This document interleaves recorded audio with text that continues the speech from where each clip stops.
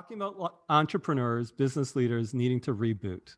Yes. What are you talking about? What's going on there with us business owners?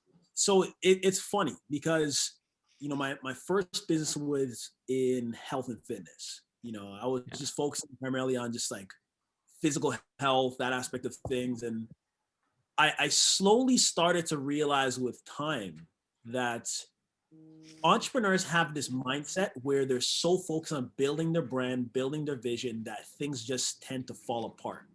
Mm. That psychology of, I got to just focus on currency. I got to just focus on increasing capital. I just got to focus on the front end aspect of things. But in the back end, not just the business, you as an individual need to be good. What are those things outside of increasing business, increasing cash flow, increasing impact that can make sure you stay at an optimal level? So reboot mindset, reboot philosophy is just on, you need to use your unique gift, unique ability to make sure you're good, which can move the entire business at the same time. So yeah, man, it's crazy to think about how much change can happen once you tap into that one variable. There's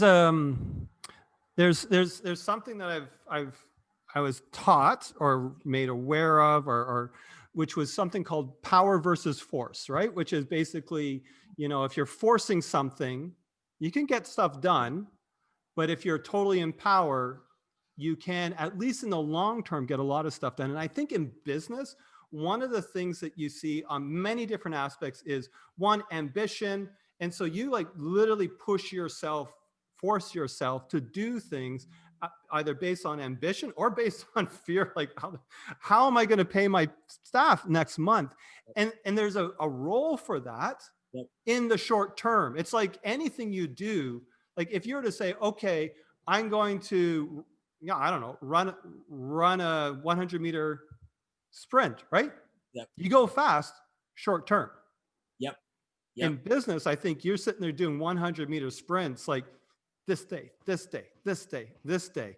And you think that's just the norm.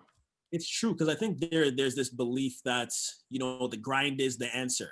The grind is the answer. I have a saying that, burnout doesn't lead to breakthrough. You focus so much on the growth, the scale, the push, that something's going to push back. A lot of times that pushback is not pretty. Like that pushback can put you in a hospital. That pushback can make you lose relationships. That pushback can make you lose faith. Like there's so many levels of that. I think as entrepreneurs, we have this belief that if I get to this thing, it'll solve the others. And it's not. It's a lie. Like it's straight up a lie. Like if I make this next sale, my family will be fulfilled. No, that's not what it is. If I add this next person on my team, I'll finally be less stressed. No, that's not what it is. Like if I do this one exercise, I'm automatically going to be healthy. Like, no, like that's like it's not about that. Like it's, where do I find balance? Where do I find structure? What do I need to blow out of my life so I can get back in alignment? Like I talk a lot about alignment, and I'm feeling as I'm talking to you, because there's certain rituals you have to do that can get you into those states.